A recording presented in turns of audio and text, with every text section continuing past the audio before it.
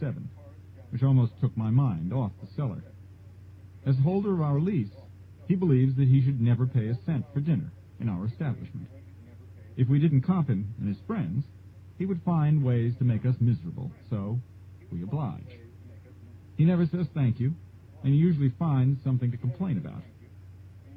That Tuesday night, he complained about the margaritas. Not enough tequila, he said. He fussed about the corn chips, not crisp enough, he said. And he groused about the albondiga soup, not nearly enough meatballs, he said. I wanted to throttle the bastard. Instead, I brought margaritas with more tequila, enough to burn an alarming number of brain cells per minute, and new corn chips, and a bowl of meatballs to supplement the already meat-rich soup. That night in bed, thinking about Dalco, I wondered what would happen to him if I invited him to our new house, pushed him into the cellar, closed and latched the door, and left him down there for a while. I had the bizarre but unshakable feeling that something lived deep in the basement, something that had only been a few feet from me in the impenetrable darkness that had devoured the flashlight beam. If something was down there, it would climb the stairs to get Dalco. Then he would be no more trouble to us. I did not sleep well that night. Chapter 3. Wednesday morning, May 14th, I returned to the house to walk through it with the former owner, Nguyeng Kwang Fu. I arrived an hour ahead of our appointment, in case the cellar door was visible again. It was. Suddenly, I felt that I should turn my back on the door, walk away, ignore it. I sensed that I could make it go away forever if only I refused to open it. And I knew, without knowing how I knew, that not only my body but my soul was at risk if I didn't resist the temptation to explore those lower realms. I braced the door open with the 2x4.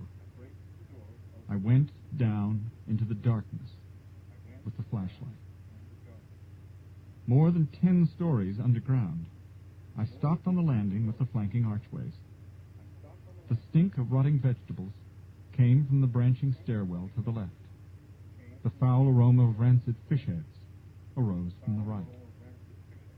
I pressed on and found that the peculiarly substantive darkness did not thicken as quickly as it had done yesterday.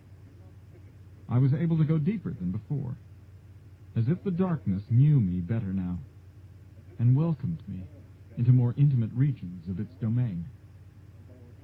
After an additional 50 or 60 steps, I came to another landing. As at the landing above, on each side an archway offered a change of direction.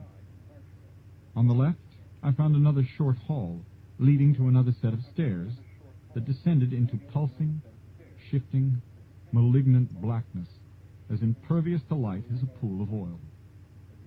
Indeed, the beam of my flash did not fade into that dense gloom, but actually terminated in a circle of reflected light, as if it had fallen on a wall, and the churning blackness glistened slightly, like molten tar. It was a thing of great power, enormously repulsive. Yet I knew that it was not merely oil or any other liquid, but was instead the essence of all darkness, a syrupy distillation of a million nights, a billion shadows. Darkness is a condition, not a substance, and therefore cannot be distilled.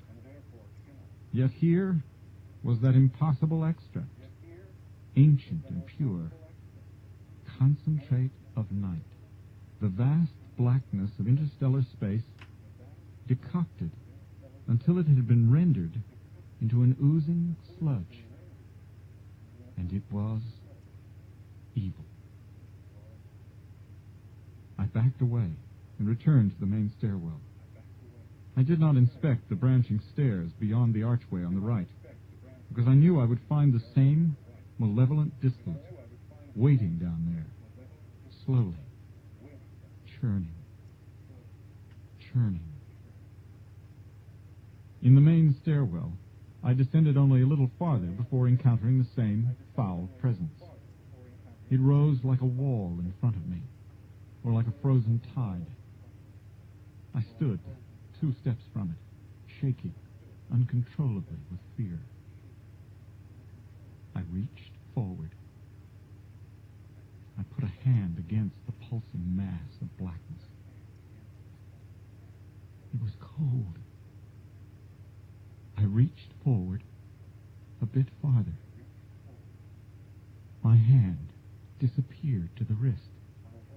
The darkness was so solid, so clearly defined, that my wrist looked like an amputee's stump. A sharp line marked the point at which my hand vanished into the tar-dense mass. Panicked, I jerked back.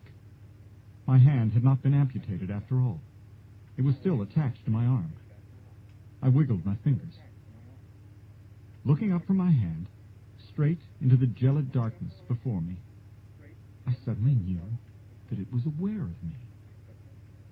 I had sensed that it was evil, yet somehow I had not thought of it as conscious. Staring into its featureless countenance, I felt that it was welcoming me to the cellar that I had not yet quite reached, to the chambers below, which were still countless steps beneath me. I was being invited to embrace darkness, to step entirely across the threshold into the gloom where my hand had gone. For a moment I was overcome with a longing to do precisely that, to move out of the light, down, down. Then I thought of Carmen, and my daughters, Heather and Stacy, my son, Joe, all of the people I loved and who loved me. The spell was instantly broken. The mesmeric attraction of the darkness lost its hold on me, and I turned and ran up to the bright kitchen, my footsteps booming in the narrow stairwell.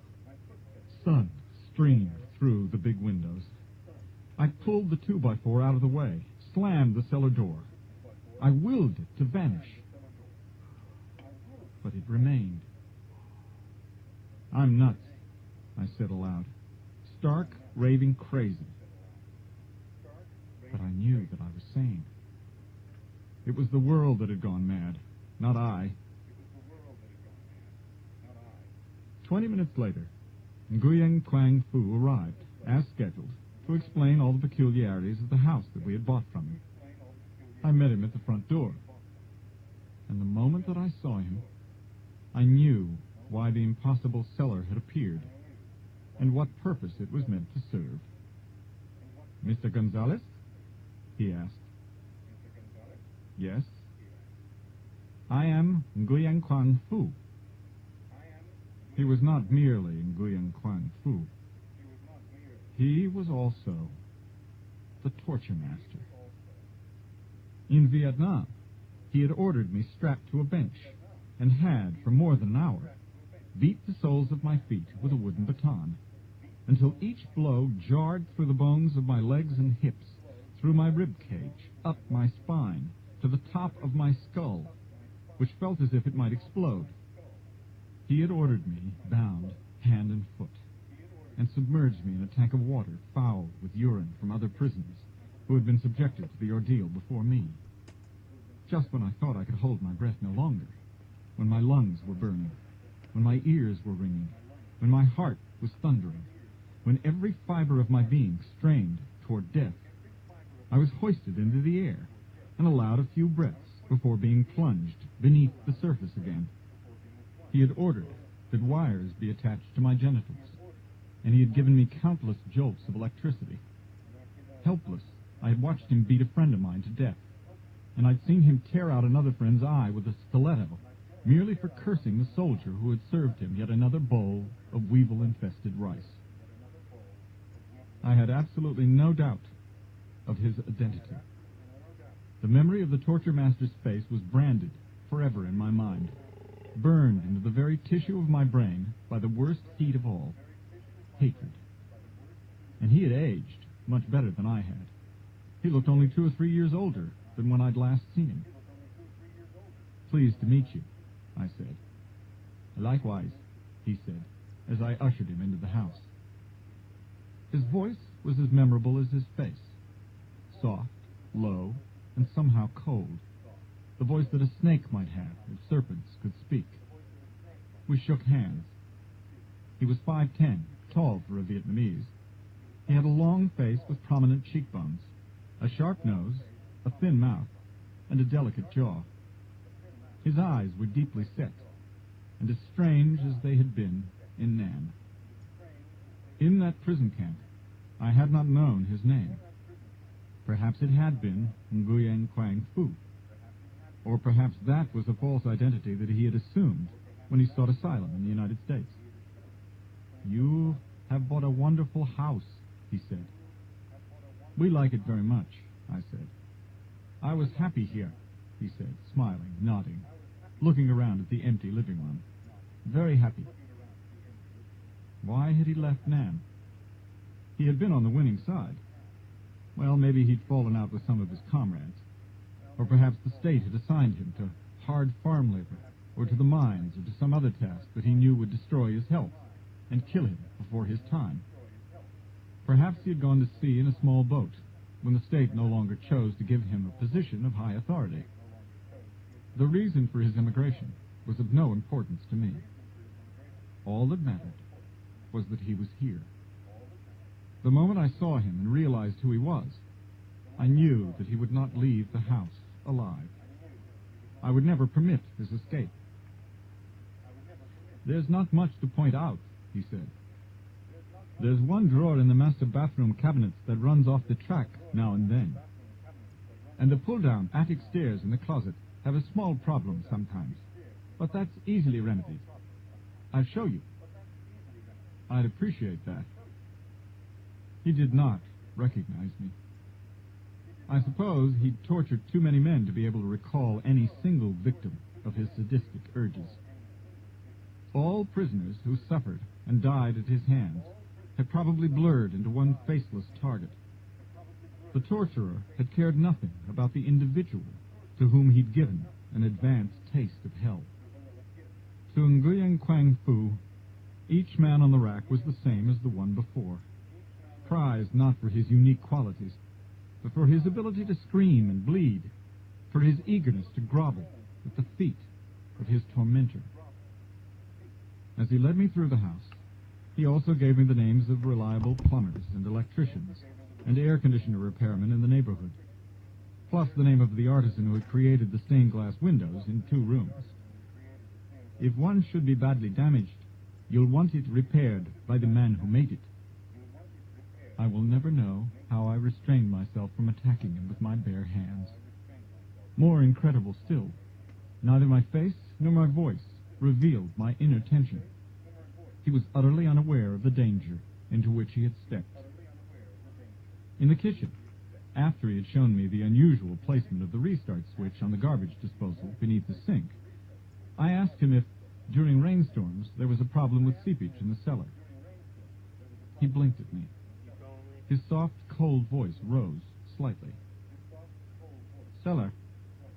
Oh, but there is no cellar." Pretending surprise, I said, "Well, there sure enough is. Right over there's the door." He stared in disbelief. He saw it, too.